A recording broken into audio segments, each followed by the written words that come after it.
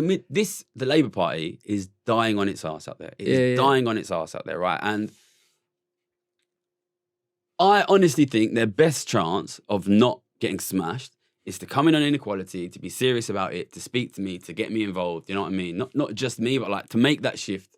You know, to become more working class, to become more online. You know what I mean? To be more about, and they won't do that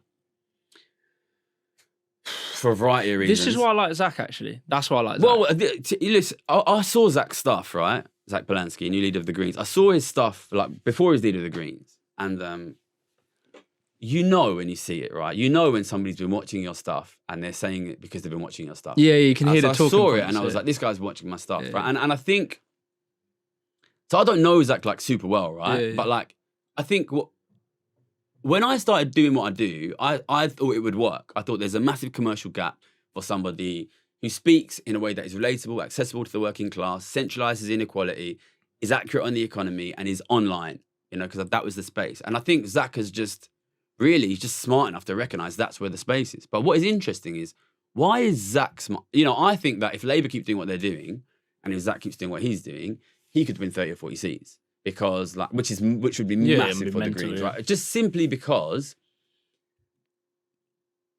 he has taken the correct strategy. Yeah, it's not about whether he's whether you believe in him as like a good person or a bad person. I think what Zack has done is just recognize what I'm trying to tell Labour, which is this is how you win an election. I think, and with him, I think what helps him is his class background, because he is somewhere in between, right? So in the beginning, I would say he was coming across overly middle-class woke in the very beginning. Okay. And I remember, I think I said about it, I was like, the way you phrased this one thing, I know as someone who was on the right, I would have just, I'd have been like, oh, fuck, you know. He talked to, I don't know, it was like certain terminology used. He said something like global majority or whatever. It just sounds like buzzwords or something. And then I noticed, right, recently, because, you know, like political actors, they'll say the same thing a lot because that's their talking points. They have to say the same. And I noticed he changed. He said, instead of saying there's no social justice without climate justice, he changed the way he worded that to something like, we can't fix the economy. We can't save the planet unless we fix the economy.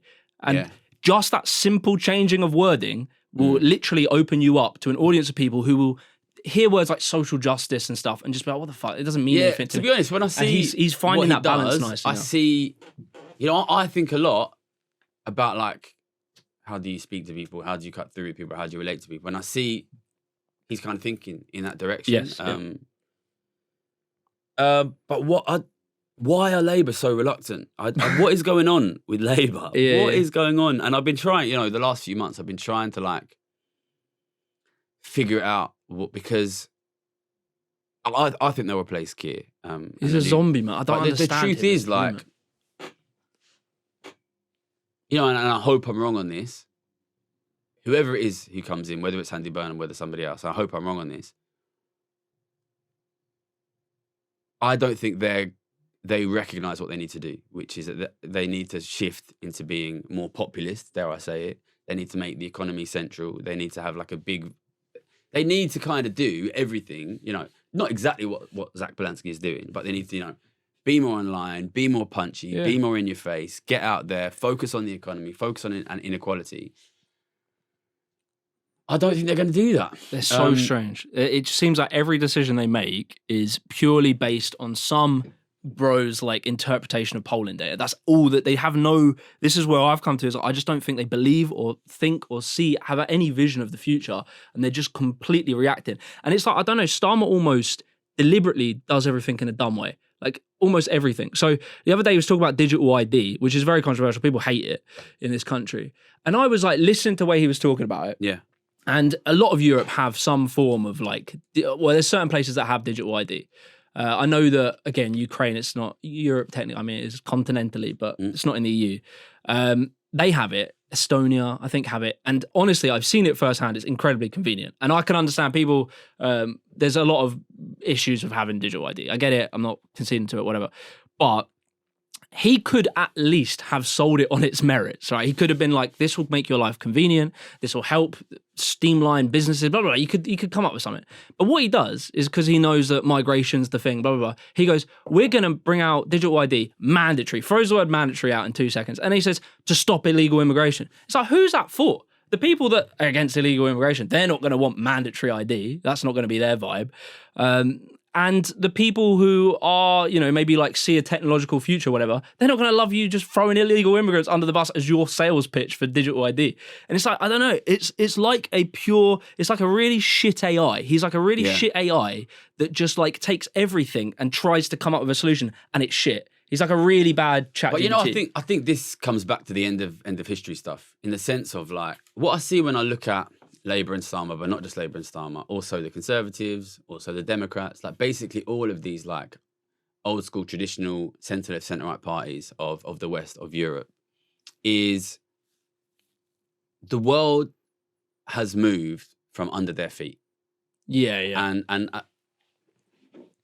in particular, I think one sense I really get from a lot of these people, and I'm not specific about Labour, but just these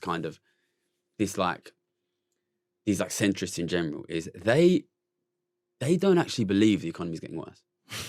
It's not for them. I guess it's no. Not This is a big. I think this is a really big, important thing to understand. They do not believe the economy is getting worse. And when I went on Rest is Politics, that was a big thing that you got really through, especially from Rory Stewart, was like, they don't believe that the economy is getting worse. Yeah. And it's exactly as you say. In the world that they live, the economy is not getting worse. The economy is getting aggressively better for these people, right? And then what you have then is they live in this world where everything's okay and everything's going to be okay, and you communicate in this way which is very like, you know, you follow the rules, you know, and that works in a world where the ship is sailing in the right direction. Yeah. We trust exactly. Everybody is happy to just like follow the rules and, you know, obey decorum.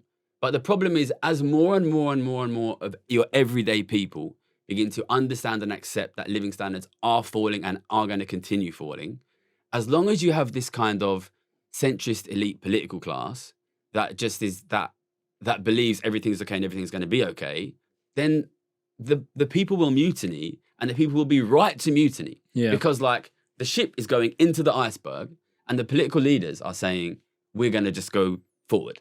And that's the big thing that, you know, the Democrats and Starmer did really, you know, they come in and say, what we're going to do is we're going to go straight.